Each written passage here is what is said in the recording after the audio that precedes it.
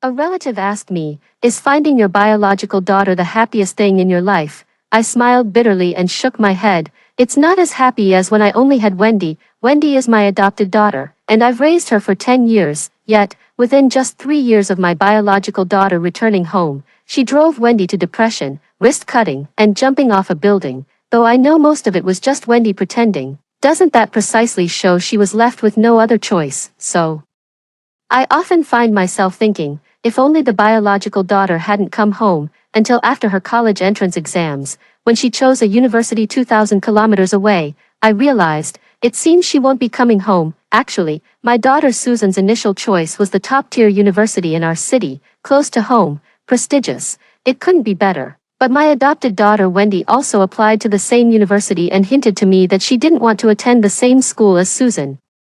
Over the past 3 years, Wendy has often confided in me, saying Susan harbors a lot of hostility toward her, making her feel like an unwelcome intruder. She even became depressed at one point and tried cutting her wrists and jumping off a building. Of course, it was all pretend, anyone could see that, but I still felt heartbroken because I knew Wendy had no other choice but to resort to such measures. She was afraid of being kicked out by Susan and afraid we would stop loving her, so I suggested to Susan, "I think LA University in the neighboring city is quite good, also top tier, you might want to compare it." Susan froze for a moment, and her relatively bright face immediately darkened. Feeling a bit awkward, I explained, "LA University has a relative of ours as a professor, which could be helpful for you. That's why I mentioned it. It's fine if you're not interested. Then why not let Wendy go?" Susan pursed her lips and looked at me. Her eyes filled with an indescribable stubbornness. I really dislike this trait of hers. For the 3 years since returning home, she's always been as stubborn as a mule. When told to give in to her younger sister more, she always retorts, "Why should I?" So the moment I saw that look in her eyes, I became displeased, and my tone grew harsh.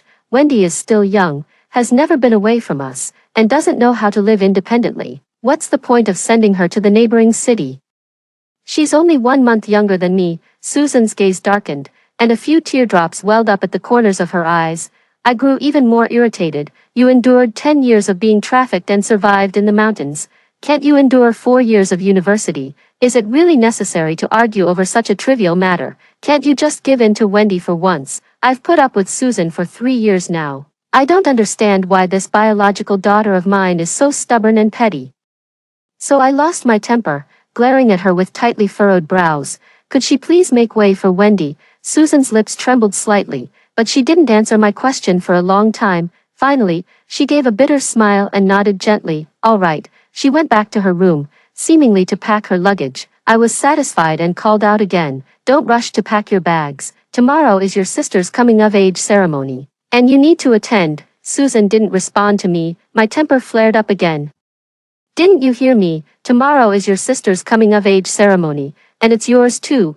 We're holding them together." Susan turned 18 last month, but I postponed it to hold the ceremony together with Wendy. It's more lively this way. Actually, the year Susan first came home, I celebrated for her alone, but Wendy was upset for a long time. She seemed to think we didn't love her anymore and had nightmares all night. After that, I didn't dare to celebrate for Susan alone anymore. After all, it's only once a year, so let's have the two sisters celebrate together. Susan still hasn't responded to me. I was so angry it gave me a headache. I could hardly resist grabbing her and giving her a good beating, but upon reflection, a decade of being trafficked has likely left her with many bad habits. She's far from being as well-mannered and poised as Wendy. I held back my anger and hurriedly booked a hotel and bought gifts to prepare for Wendy's coming-of-age ceremony. Just then, my husband came home with Wendy. They had gone shopping. My anger instantly melted away, and I quickly grabbed a towel to wipe Wendy's sweat. "Sweetie, did you have fun? Are you tired?" Her cheeks were flushed, and she said she wasn't tired, then handed me a necklace. "Mom, this necklace is beautiful. I bought it for you." I couldn't stop smiling. Although I knew my husband had paid for it, the thought behind it was priceless. Susan had also given me gifts before. She secretly knitted a sweater, pricking her fingers countless times, and it took her half a year to finish. But that sweater was so tacky, completely not something someone at our level would wear. I could only reluctantly accept it, letting it gather dust. Looking back now, if Susan had even a fraction of Wendy's ability to understand my thoughts, I wouldn't have lost my temper with her so often. Wendy's coming-of-age ceremony proceeded as scheduled. Relatives and friends gathered in full force. Business partners came to offer congratulations. The hotel was packed with distinguished guests, creating a lively and bustling atmosphere. Only Susan was absent from start to finish. She didn't answer my calls either. I suppressed my anger, but my expression grew increasingly grim. Wendy saw through my thoughts, took my hand, and comforted me. "Mom, don't be angry with sister anymore. She might have forgotten, and I don't mind." Ah, Wendy is so understanding. After the coming-of-age ceremony, when our family of 3 returned home, Susan was nowhere to be found. Upon asking the butler, we learned that Susan had dragged her luggage to the airport early in the morning. I'm a bit puzzled. Even if Susan wanted to go to university early, she wouldn't need to take a plane. After all, the neighboring city is very close, just a half-hour trip by high-speed rail. Frowning, the husband called Susan again. This time, Susan answered the call. She seemed to have just settled down, so she answered. Her husband was furious at Susan's sudden departure, so he wore a stern expression, exuding authority without anger. "Susan, what do you mean, skipping Wendy's coming-of-age ceremony and leaving home without a word? I've come to the South. I applied to ZS University." Susan's tone was calm, so calm it felt like that of a stranger. We were all stunned. The South, ZS University. That's at least 2,000 kilometers away from home. I felt an inexplicable unease in my heart. As if I were about to lose something forever. He shook his head, but the anger surged up again. I snatched the phone and scolded, "Susan, are you out of your mind? Are you trying to spite me? I told you to go to the neighboring city, but you ran off to the South. Do you think throwing a tantrum like this will make me regret it?" "I don't regret it at all. Susan's stubbornness is driving me up the wall. I'm her mother. I'm just giving her a suggestion. Why should she sulk? Does she really think I can't see through her thoughts?" "I'm not sulking. I just genuinely like CUHK, Susan responded calmly, without any emotional fluctuation. The more she acted like this, the angrier I became, because this is no way to treat a mother. Just as I was about to continue scolding her, Wendy intervened, saying, "Mom, don't be angry, let sister go wherever she wants. It's just a shame she won't be able to travel with us." There was a hint of satisfaction in Wendy's eyes. Clearly, Susan going off to university in the South suited her just fine. Her feud with Susan was over, and she emerged victorious, but I didn't resent her triumph. Instead, I found her childlike glee rather endearing. My anger had mostly subsided, replaced by eager anticipation for the upcoming trip. After Wendy's coming-of-age ceremony, the holiday travels would begin. We've already planned to take Wendy to see the magnificent landscapes of our country before she starts college. We originally intended to bring Susan along too, but she went south. Can't blame me for that. I handed the phone back to my husband and went to help Wendy pack for the trip. Especially things like mosquito repellent and sun protective clothing. Wendy is still young and can't do many things on her own, and she's too lazy to try. She always acts spoiled with me. Hearing her call me Mom melts my heart. My sweet girl, how can you be so adorable? During our trip, our family of 3 was filled with laughter and joy, and we took many photos. From majestic mountains and rivers to romantic coastlines and city nightscapes, there were endless photo opportunities almost every day. My husband is a bit of a typical straight guy when it comes to taking photos, so I became Wendy's personal photographer. Whenever I captured a satisfying shot, I would share it on my social media and also in our family group chat. There are 4 people in the family group chat, including our family of 3 and Susan. Susan remained silent the whole time. She didn't say a single word throughout the entire trip. Wendy deliberately reached out to her. "At Susan, sis, what are you up to? You've been silent all summer." Susan didn't respond. Wendy immediately looked downcast, pursed her lips, and pulled the blanket over her head. Both her father and I were still in her room and could immediately see she was upset. My husband then turned to Susan. "Susan, your sister cares about you. Where are your manners?" Susan still ignored me. I took a deep breath and said, "Susan, are you cutting ties with us? Then figure out your tuition and living expenses yourself." This was the first time I'd used money to threaten Susan. I was truly at my wit's end with her. Susan indeed replied, "I'm still working part-time at the milk tea shop, a bit busy, so she's working part-time. It's good for a girl her age to work, lest she develops a spoiled and extravagant character." Seizing the opportunity, I said, "Since you can earn money now, your living allowance will be halved from now on. Actually, we're not short of money at all, but I don't know why. I just don't want Susan to have it easy. Originally, her monthly allowance was 2,000, now it's been cut to 1,000. Let's see if she'll still be so stubborn. The group chat fell silent for a long while. Finally, Susan replied with just one word, okay. When we took Wendy to college, both my husband and I went together. My husband even canceled an important meeting he had scheduled. We had originally planned to rent an apartment for Wendy and hire a nanny to take care of her, since she was still young and couldn't do many things on her own, but she refused, with a proud expression, Mom, Dad, I'm an adult now, let me live independently. I want to stay in the dorm. Though my husband and I were worried, we couldn't help but smile with joy. That's our daughter for you. All right, my daughter is so capable. I gave a thumbs up. From now on, you'll get 30,000 a month for living expenses, plus an extra 10,000 as a reward. If Wendy lives in an apartment with a nanny, 30,000 a month should be enough, as will cover all other expenses. But if she stays at school, she'll have to do many things herself, and I'm afraid her money won't be enough, so we'll add another 10,000. Wendy smiled sweetly and said, Thank you, Mom. After helping Wendy make her bed, my husband and I left feeling at ease, returning to the villa. The cold and empty living room added a touch of loneliness to my heart. My daughter won't be living at home anymore. She's at a university 5 kilometers away and can only come back during holidays. At this thought, I felt a pang of sadness, and my eyes couldn't help but well up with tears. My husband comforted me. What's there to be sad about? Now that our daughter has grown up, you can relax too. Why not go square dancing? Ugh, no way. I'm going to learn embroidery instead.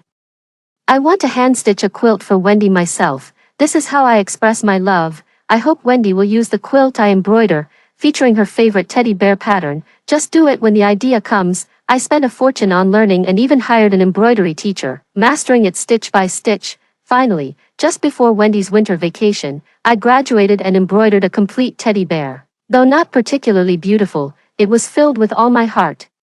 I deliberately brought a blanket to school to find Wendy, telling her I had a special gift for her, her face full of anticipation. What is it, a bag or a car? I kind of want a Porsche. This little girl has really grown up, already thinking about driving. When you learn how to drive, Mom will buy you a Porsche. I laughed, but this time it's not those tacky things.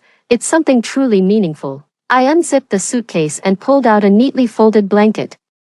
It had a teddy bear embroidered on it. That teddy bear was a little gift I gave Wendy when we first adopted her. She slept hugging it for many years. How is it? Mom embroidered it herself. I beamed with a smile. Wendy froze for a moment and blurted out, a quilt, so old-fashioned. My heart stiffened, and I said that I had embroidered it myself. Wendy curled her lip. Still old-fashioned though. I can't speak. Wendy glanced at me and suddenly burst into laughter. Mom, just kidding. I love it so much. She hugged me tightly, her eyes crinkling with joy. Absolutely delighted. I felt relieved. What a little rascal, playing tricks on me. I hit her, then took her out to eat, and only left after seeing her back to her dorm. It wasn't until I got in the car that I remembered I had originally planned to help her pack some luggage to take home first, so she wouldn't be too busy when the holiday came. So I cheerfully headed back to Wendy's dorm. When I reached the dorm entrance, the cleaning lady was pushing a cart full of garbage out. I spotted the embroidered quilt in the trash at first glance. It was the one I had given to Wendy. Shocked, I asked what had happened to the quilt. The cleaning lady explained. A girl from the 3rd floor just threw it away. I asked why she'd discard something so new, and she said it was disgustingly old-fashioned. Even a dog would turn its nose up at it. The aunt shook her head. College students these days are so wasteful. Do you want it? You can take it back, wash it, and still use it. I stood there in disbelief for a long time. When I came to my senses, the cleaning aunt was already gone. The blanket was gone too. My heart feels heavy and uncomfortable, an indescribable sensation. Back in the car, I sat motionless for a long while. I picked up my phone wanting to call Wendy for answers, but feared the outcome might be exactly as I suspected. In the end, I gave up confronting her. After all, she's still young. It's normal for her to be a bit vain. Perhaps in a few more years, she'll understand the meaning behind that quilt. I comforted myself, mustered my spirits, and went home. The housekeeper was doing a deep clean and swept out a sweater from the storage room, a very tacky sweater, covered in dust, that was given to me by Susan. At the time, I thought it was ugly and tossed it aside without a second thought, so it was here all along. I took it, brushed off the dust, and once again lost myself in thought. Back then, Susan had just returned home and was unfamiliar with the big city, even afraid to go shopping in malls. What could she possibly give me as a gift? All she could do was pour her heart into knitting me a sweater, stitch by stitch. Like me, embroidering for Wendy stitch by stitch. My heart inexplicably tightened, and I suddenly missed Susan a little. After all, she is my biological daughter. The blood bond cannot be severed. Besides, the new year is approaching, and it's time for her to come home for the holidays. I took the initiative to call Susan. She hadn't called home all semester and never showed up in the group chat. I had almost forgotten about her. When the call connected, I spoke in a very gentle tone. Susan, the holiday is coming soon, right? Come home for New Year's. No, I've already arranged to work during the winter break with my boss. Susan's tone was very flat. After so many days, hearing her voice again, it felt strangely unfamiliar, yet I couldn't pinpoint what exactly was unfamiliar about it. I still spoke gently. Our family has money. There's no need to work. Come home for the new year instead. I'll make you braised pork. Susan's favorite dish is braised pork. When I brought her home that year, I personally cooked many dishes, including braised pork, the greasy braised pork. Wendy didn't take a single bite, saying it looked too oily.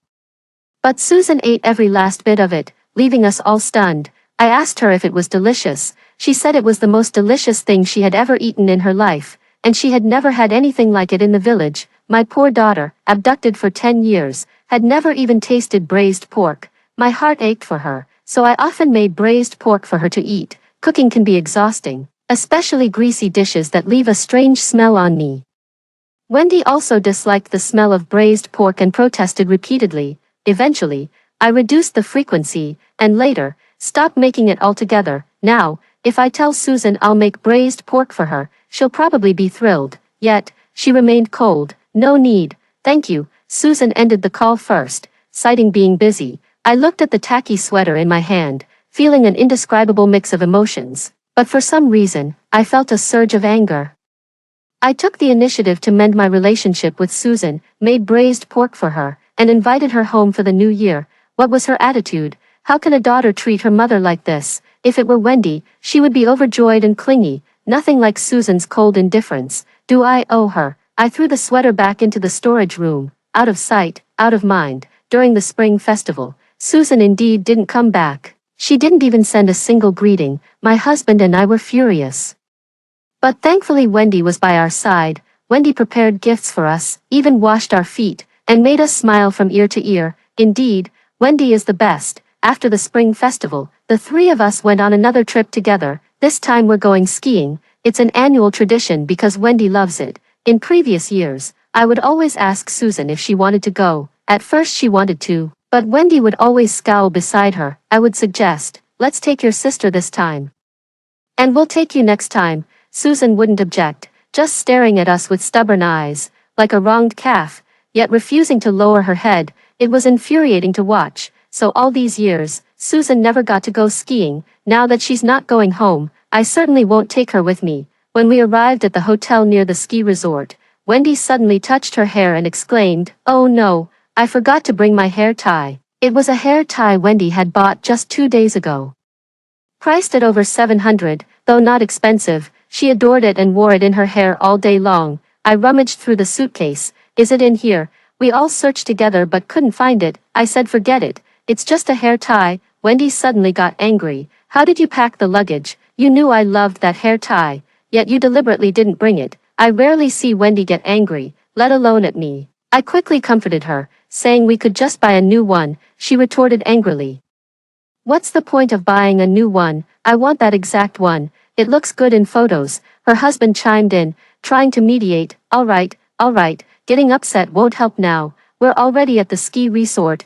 Wendy pursed her lips in frustration and fell silent. For the next 3 days, we went skiing, took photos, and tried all the activities, but Wendy kept a straight face the whole time, acting like a spoiled princess. This made both my husband and me unhappy, leaving us feeling tense. It was the first time I realized that I had spoiled Wendy, especially after entering university. She was carefree and unrestrained, exposed to a new environment, and her vanity grew even more. But seeing her sullen expression, my heart ached. If only I had remembered to bring that hair tie. Sigh. After the ski trip, we returned home, since it was already late at night. Wendy took a shower and went to bed first. I found her hair tie for her and placed it by her bedside. I hope she'll be in a better mood tomorrow morning. Tucking her in, I suddenly remembered that embroidered quilt. My heart inexplicably ached, and my lips pressed together tightly. I couldn't sleep anymore. Susan's figure appearing in my mind, in the bitter cold of winter. Is she still working at the milk tea shop?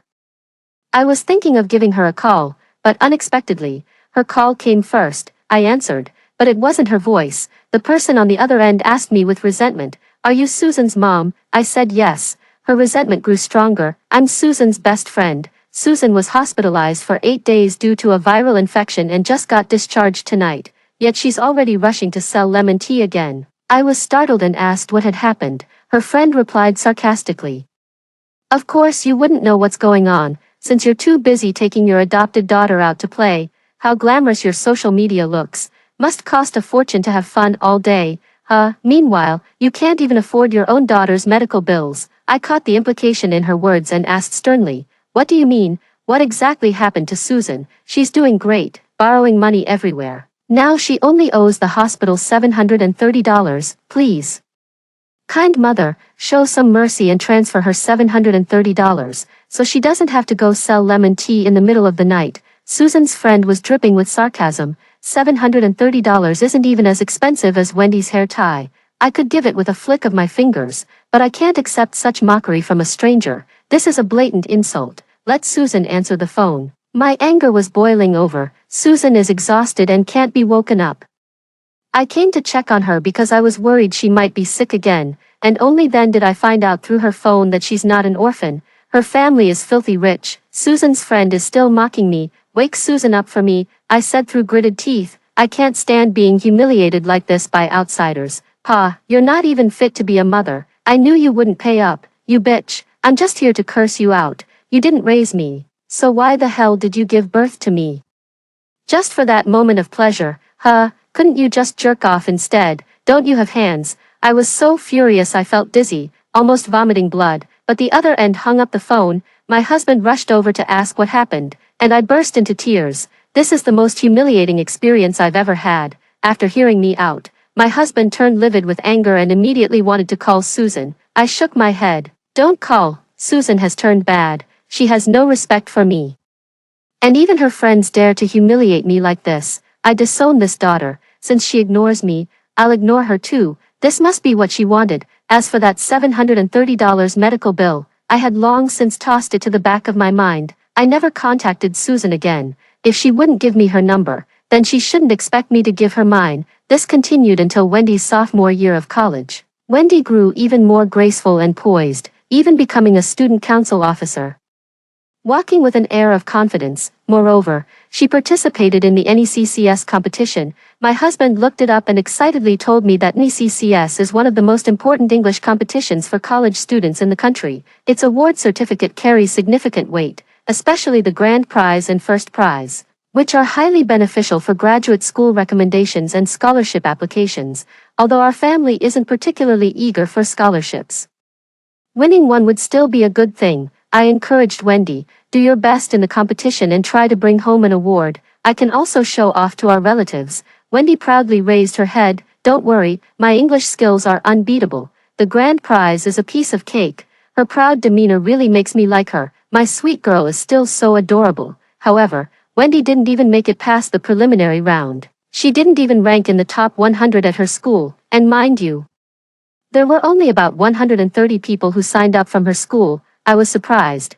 "How could you be eliminated so quickly? Did you not perform well?" Wendy looked somewhat embarrassed, her eyes flickering as she defended herself. "I had a stomachache that day." "Ah, what a pity. Next time, I'll definitely win the grand prize." I know Wendy very well. Her expression clearly showed she was lying. Her father also noticed and helplessly shook his head, but no one exposed it. After all, it was just a competition. Losing wasn't the end of the world. But I didn't expect Susan to win. This was already 5 months later. It was August, the national finals. 5 months after the preliminary round. That night, Susan suddenly posted on her social media. She shared a certificate that prominently displayed the National College English Competition Grand Prize. Additionally, she posted a selfie. With a bare face, she gave a slight smile and casually flashed a peace sign. Her caption was equally simple, just 2 words, life. My husband and I exchanged glances, both seeing the surprise in each other's eyes. Susan actually won the grand prize. She had progressed from school competitions to provincial contests, and ultimately stood out in the national competition. The prestige of the grand prize speaks for itself. Yet she's only a sophomore. Looking at her selfie again, her eyes still hold that same stubbornness, like a young calf refusing to admit defeat. Her features have matured too, with a newfound air of determination between her brows. He's starting to act like a husband. She's a real beauty, no less than Wendy. Is this Susan? My husband muttered to himself after staring for a long while. I said of course it is. Then with mixed feelings, I gave Susan a like along with a compliment. My daughter is so amazing and has become even more beautiful. After liking the post, I began to waiting for Susan to reply to me or send me a message. Or even call me. I took the initiative to praise her, and she should have responded, sharing the joy with me, but I waited and waited, until midnight, and she still ignored me. I began to lose sleep, tossing and turning, checking her social media over and over again. After dawn, I still couldn't fall asleep. Finally, I sent her a message. Susan, congratulations. She replied instantly with a single, overjoyed. I asked, you're up this early? I have to go to work, she replied. I checked the time, it was just past 6 in the morning. Does she live like this every day? I immediately transferred her $50,000, saying it was a reward for her award and that she didn't need to work anymore. I'll give her more living expenses from now on. She didn't accept it and stopped replying, probably because she went to work. After much deliberation, it suddenly dawned on me that I hadn't sent her money in a long time.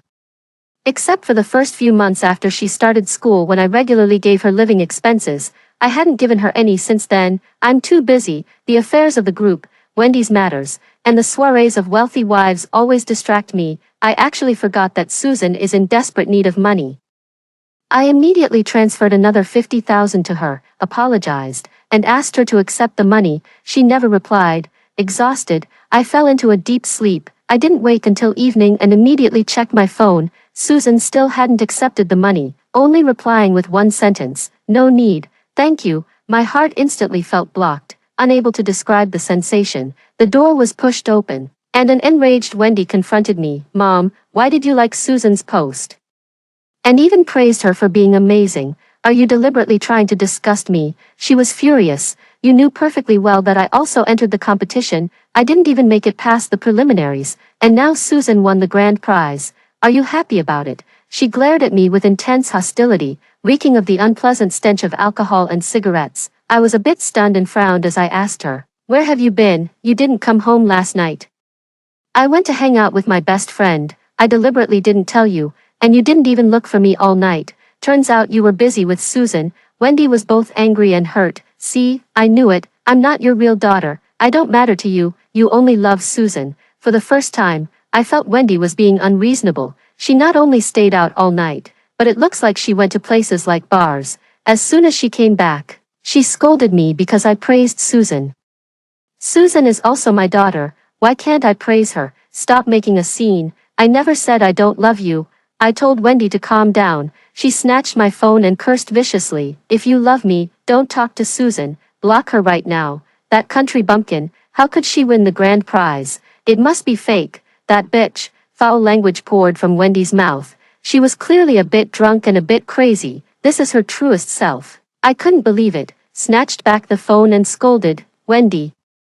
How could you say that about your sister? I'll say it. I don't believe she could win an award. It must be photoshopped. Wendy stubbornly stuck to her opinion. I was greatly disappointed, and just as my husband came over, I asked him to take Wendy out. Wendy ran out in a huff, saying she would never come back. She meant what she said and actually didn't return home. She never came back until school started in September. But I checked. She's been at her best friend's place the whole time. Not running around. Every day was just playing around. Played for a whole month without ever looking for me. I still compromised and took the initiative to go find her. She pouted and huffed. Mom, do you love me or Susan more? I said I love both. No, you have to choose one. Who do you love the most? Wendy has always been this spoiled and unreasonable since childhood. I really wanted to scold her and teach her a lesson. But seeing her pitiful gaze, I couldn't bring myself to do it. I said I love you more. She immediately brightened up, clinging to my arm coquettishly. Hee hee, I knew it. I love you the most too, Mom. Then she made a request, saying she wanted to be a singer. Susan won the grand prize, and I'm not convinced. I want to leverage my strengths too. I sing well, so I'm planning to enter the music industry. I'm going to be a singer. Wendy's wild fantasy left me speechless for a moment.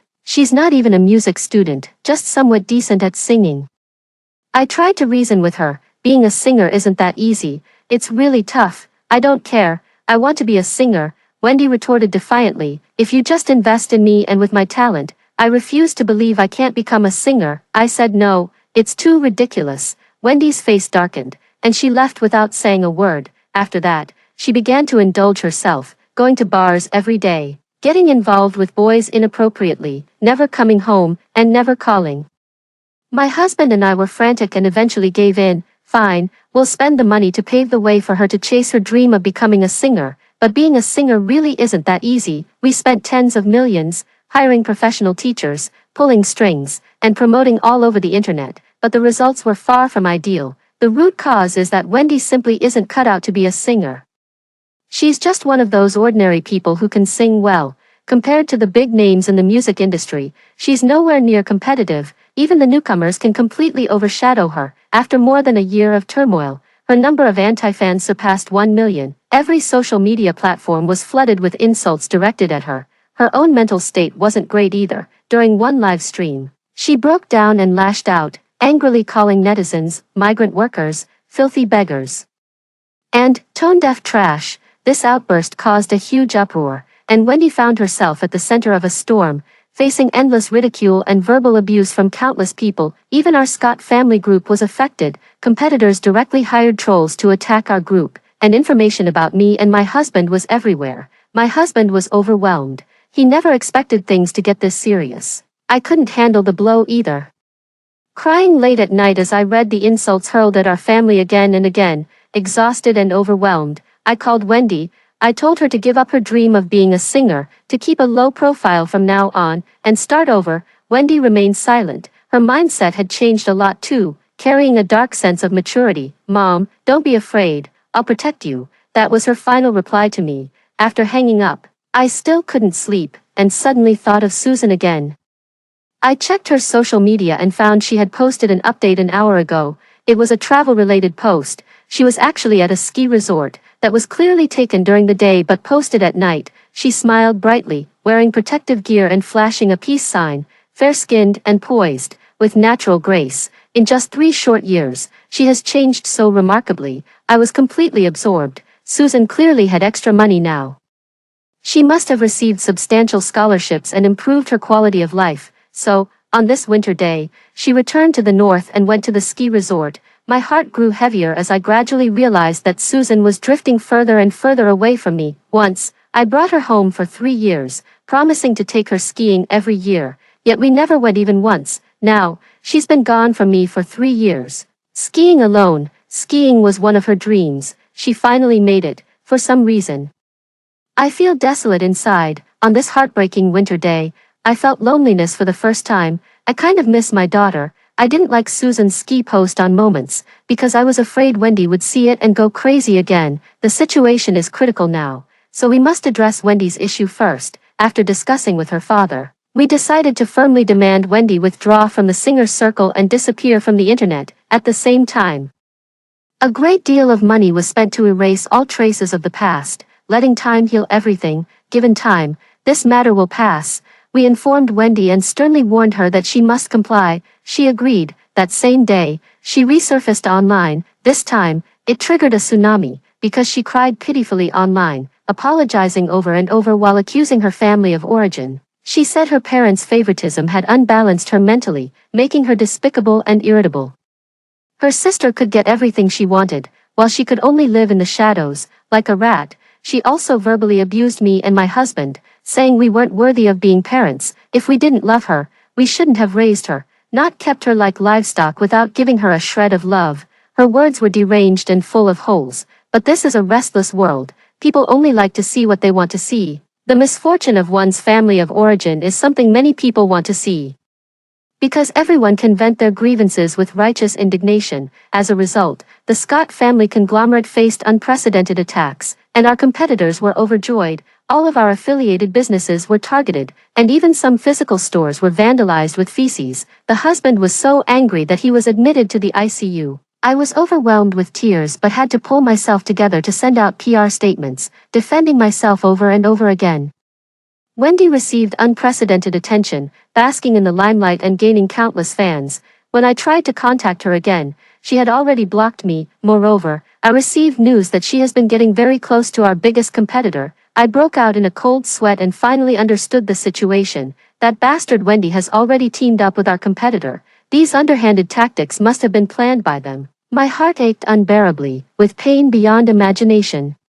Why is this happening? I poured my heart and soul into raising Wendy to become who she is today.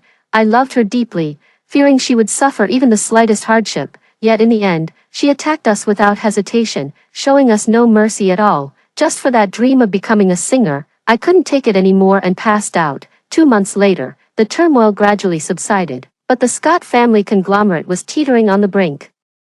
Not only losing numerous orders but also seeing 8 or 9 out of 10 partners walk away. After being discharged from the hospital, my husband took charge of the situation, his hair turning white overnight. I knew it wasn't the burden of the company that weighed on him, it was more his despair over Wendy. Wendy had completely stopped coming home and blocked all of us, perhaps out of fear. She fled to the south, continuing her career as an internet-famous singer. A mess was left for her parents. My husband and I looked at each other, choking back tears. The immense blow aged us 20 years. When the company finally stabilized, the first thing my husband said to me was, "I wonder how Susan is doing." The remark seemed abrupt and inexplicable, but it struck my heart instantly. "Yeah, how's Susan doing?" An unprecedented thrill set my heart ablaze. "Shall we go see her?" I asked with eager eyes. The husband nodded without hesitation. We hurried south and entered the campus of ZS University. As we passed by the G Hall, we happened upon an academic lecture. On the stage, the radiant and vibrant young woman was none other than our daughter, Susan. My husband and I were both stunned, watching Susan speak with such confidence. It was hard to connect her with the quiet person at home. We didn't hear a single word of the speech because our minds were in turmoil. It wasn't until the enthusiastic applause broke out that we snapped back to reality. Susan finished her speech and disappeared into the crowd. My husband and I hurried after her, finally catching up to her under a tree on the campus path. I called out, "Susan." Susan stopped in her tracks and turned around in surprise. Our eyes met, and her gaze froze for a moment before she looked at us with indifference. 3 years had passed. Everything had changed. Even the sunlight seemed harsher now. Susan stood there, bathed in the sunlight filtering through the leaves. Like a wisp of mist that might vanish at any moment, she felt unreal. This sense of unreality stems from extreme unfamiliarity and alienation. My heart trembled slightly, keenly sensing Susan's rejection of us. She didn't want to see us. My husband quickly stepped forward, intending to assume a parental demeanor, but ended up with an awkward smile as he reached out. "Susan, hello, hello." Susan didn't respond, glanced at her wristwatch, said she had something to attend to, and left first. She turned and walked away. Her husband stood frozen in place, his face flushed with embarrassment. I opened my mouth but ultimately couldn't utter a single word. Night fell, and my husband and I sat in the hotel without saying a word. The southern sky felt more oppressive, weighing heavily on our hearts. I wanted to comfort him, but the words wouldn't come. He ended up comforting himself instead. After all, it's been 3 years apart. Some distance is natural. Well, I should return to the north first. The group needs me. The husband fled in panic. He didn't want to stay here anymore, nor did he have the face to go find Susan again. But I must stay here. Susan is my daughter. I can't just leave like this. I took the sweater out of my suitcase, a rustic-looking sweater. It was knitted for me by Susan back in the day. I affectionately stroked it, took a photo, and sent it to Susan. "Susan, do you remember this sweater? Mom has been keeping it carefully all this time. Look how beautiful it is." The sweater is truly beautiful. This time, I genuinely agree from the bottom of my heart. Susan responded to me, "What brings you here?" Sure enough, the sweater moved her. I said it was nothing. "I just missed you." Once the conversation started, I couldn't stop talking. I sent many voice messages, talking about the past years and Wendy's rebellion and malice. Susan listened quietly all along. Time slipped away unnoticed, and it was already late at night. I sent the last voice message. Susan, Mom really wants to see you, touch you, and make braised pork for you. Can we meet tomorrow? Can we go home together? A moment later, Susan replied with just 2 words, no. Looking at the densely packed green voice messages on the screen and Susan's mere 2-word reply, my heart felt as if it had shattered, the pain making it hard to breathe. Tears came without warning. I immediately called for a video chat. Susan didn't answer. I tried voice calls instead. Dialing over and over again, finally, Susan answered, but she remained silent. I continued on my own. Mom knows you hate me, hate my favoritism, but there's a reason for it. When you came home, Wendy was terrified. She knew she wasn't biologically ours and was afraid we'd abandon her. What could I do? I've raised her for 10 years. How could I just drive her away? I can only continue to love her. A string of words poured out, but Susan remained silent. I was nearly breaking down. Susan, please say something. What more do you want from me? I love you too. Susan still didn't speak, only letting out a very soft sigh. Wiping my tears and sobbing, I pleaded, Susan, can't you try to understand me? She finally spoke, her tone icy. I'm not your mother. I don't need to understand you. I never expected her to say something like that. The feeling of plunging into an icy abyss made my head split with pain, and I cried out in agony, but I'm your mother. You should be the one who understands me, Susan replied, her tone still indifferent. I was left speechless. Susan hung up the phone. I stared at the screen in a daze, unwilling to move for a long time. Tears flowed and dried and flowed. I felt like I was about to faint, but I refused to give up. I forced myself to stay focused and started typing, paragraph after paragraph. I sent messages, defending myself, trying to win Susan's heart back, but Susan seemed to have vanished, never responding to me. My fingers trembling, I sent the final paragraph. Susan, did you know, we share a blood bond. You'll always be my daughter, my most beloved daughter. These words seemed to have touched her deeply. She's typing a reply. I stared at the screen, watching that line that read, the other party is typing. My daughter was finally moved by me. There are no grudges between mother and daughter overnight. The umbilical cord can be cut, but blood ties cannot be severed. Finally, her message came, blocked. Susan blocked all my contact information. I felt icy cold all over, dazed and confused about where I was. The next day I went to look for her, but she was nowhere to be found.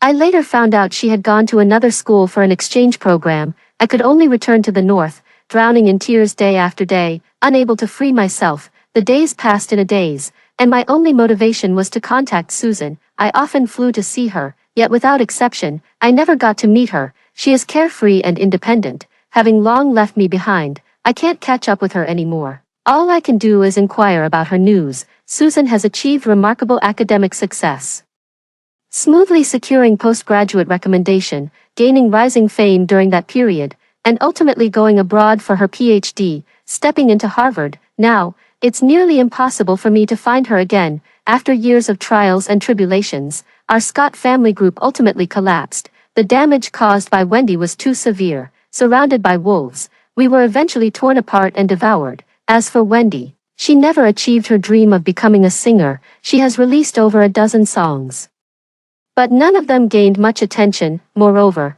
her fanbase has extremely low loyalty, and now she has millions of anti-fans. She resorted to her old tricks again, spreading rumors about her unfortunate upbringing, doing everything to slander us, and even publicly posting our photos. This time, I felt surprisingly calm, with only an icy, iron-like sorrow in my heart. Even this sense of desolation did not stem from her. I was only regretting why I had given up Susan for her back then. My husband was also calm. Now that we had lost so much, we had nothing left to fear. So, my husband immediately called the police, unafraid of any negative consequences it might bring. Wendy was arrested, charged with spreading rumors, and faces several years in prison. Now, she has fallen into an abyss, with little hope of climbing out. Meanwhile, I sit daily in front of that lifeless villa, gazing at the entrance. Susan, will you ever come back? Susan did come back after all. She joined a top-tier company as a returnee with a PhD, and quickly soared in her professional field. According to her alumni, within just a year, she had already entered the management level, reaching an annual salary of several million. I genuinely feel happy for her and eagerly want to meet her, yet I dare not contact her, feeling a strange unease. as if reaching out would make her disappear again. Several more years passed like this, and my vision began to blur with age. I'm not that old in years. But under the weight of exhaustion, the speed at which one ages is unimaginable. My husband is already hunched over, coughing all day with a head of white hair, looking like an 80-year-old man. Who would have thought that 10 years ago he was still the spirited leader of the corporation? Perhaps our days are numbered. In this world, mental illness is the hardest to cure. After my husband was admitted to the ICU once again, I completely broke down and finally reached out to Susan through a teacher at ZS University. I asked the teacher to relay a message for me. Susan, can you come home for a while? Your father and I don't have many days left to live. The teacher relayed that Susan is now aware. Will she come back then? I began to feel hopeful and mustered the energy to thoroughly clean the villa inside and out. This aging body can't handle too much strain.